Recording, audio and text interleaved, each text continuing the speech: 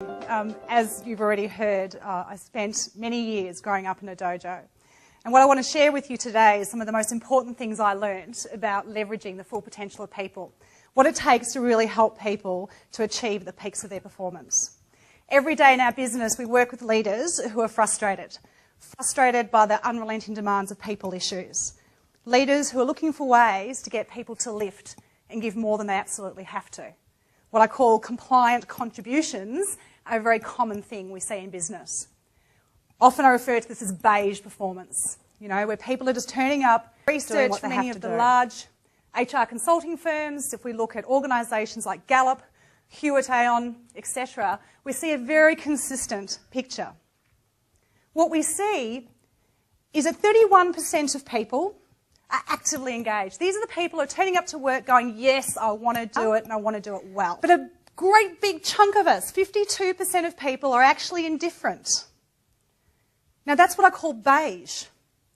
It's a whole bunch of people, half of the world, because I should have said at the start, these are global statistics, half of the world is going to work and saying, whatever. And often I observe leaders operating at one end of the spectrum or the other.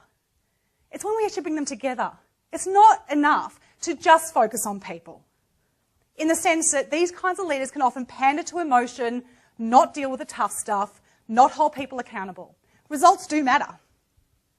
But equally, it's not enough to just focus on driving to get to the end. It's critical that we engage, inspire, and bring people on that journey. By the way, this technique, this karate technique, don't ever have your hand that low down. I really looked for a photo with good technique for you, because that's dangerous, because you've got too much of a gap where people can punch you. In my book, Corporate Dojo, I share some of those most important ingredients of how we nurture, how we build the spirit of human beings.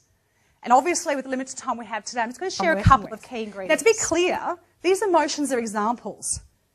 I could write a book of different emotions under each one of these different categories. The important thing to understand here is that these things have the power to energise us and drain us. And as leaders, it's our job to make these things matter and to influence them. So what I've been talking about is how do we optimise performance? How do we get awesome results? How do we get beyond beige to stuff that's really satisfying for individuals and teams and organisations as a whole? And as I've been speaking about, this is very much about the role of the leader. Whether you're a sensei, whether you're a manager, whether you're a mentor, whether you're a parent. It's about influencing behavioural choices so that people can leverage their talents to get amazing results done. And we do that through the strength of our